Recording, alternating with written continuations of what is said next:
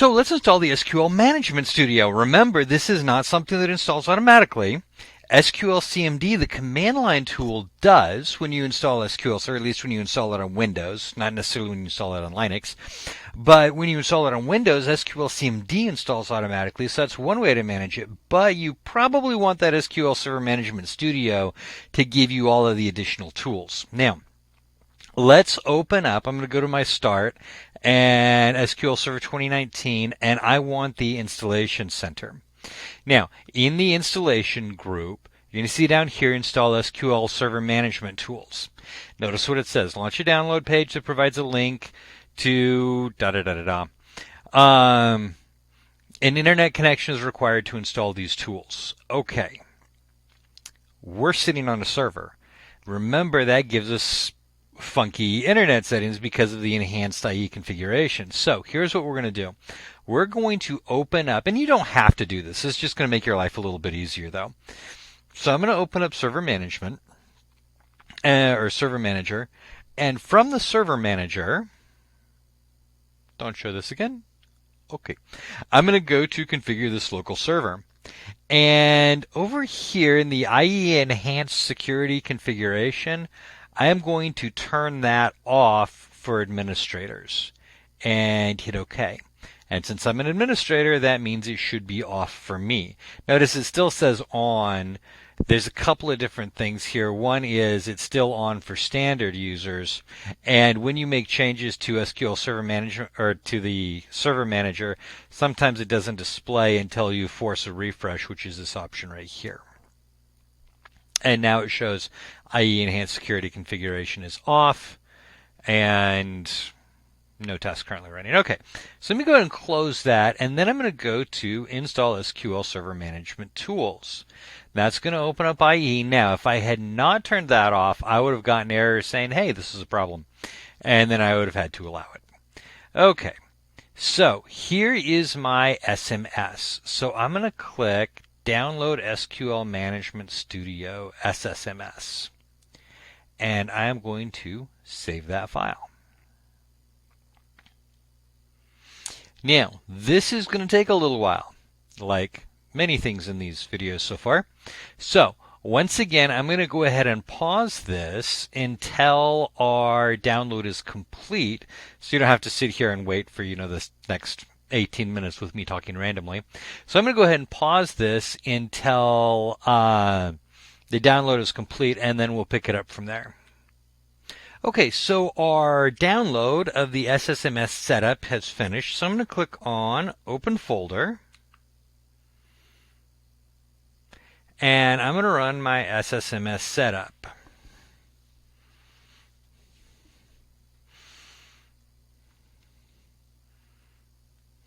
All right, and while that's closing, I'm going to go ahead and close that and close that. Now I'm done with this. At least I will be if my SSMS setup loads. There we go. Okay, and let's go ahead and install. Default location is fine.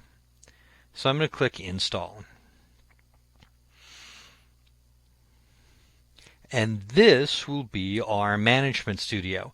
Now, a lot of your administration stuff in SQL Server can be done using Transact SQL, which is Microsoft's implementation of the SQL language.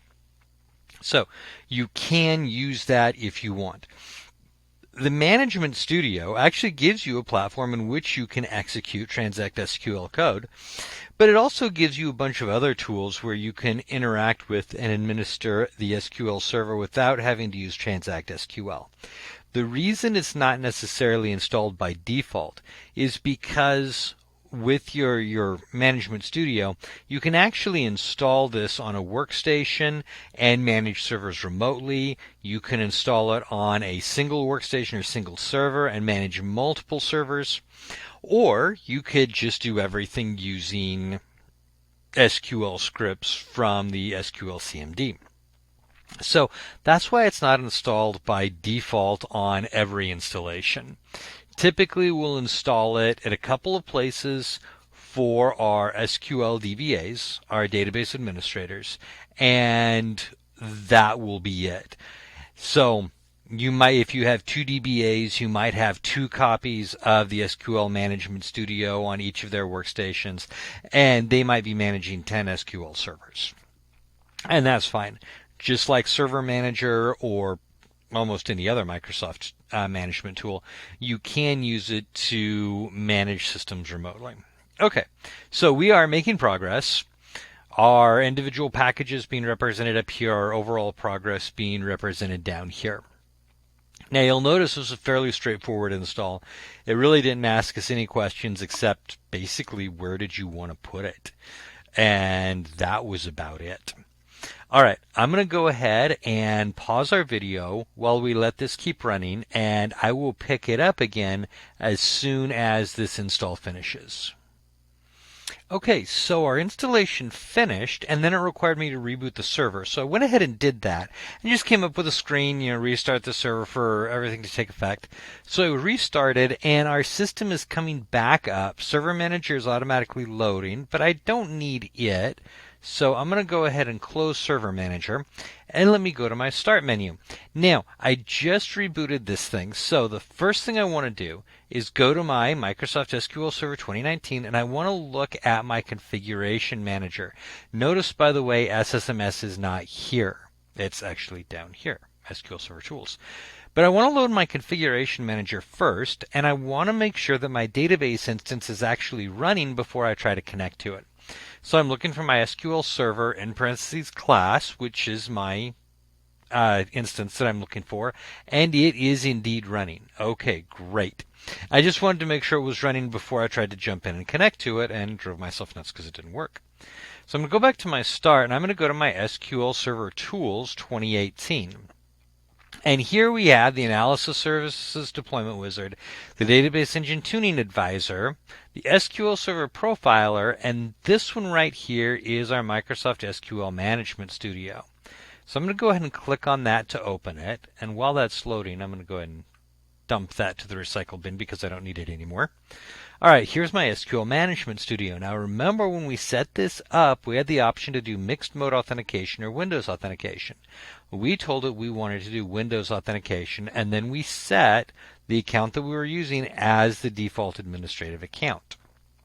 So that's going to come into play here in a minute when we use our SQL Server Management Studio to actually connect to our SQL Server instance, which we'll see as soon as this gets done loading.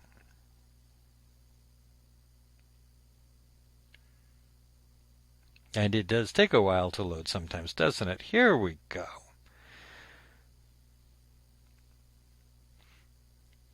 We should be getting closer. All right, it's coming up.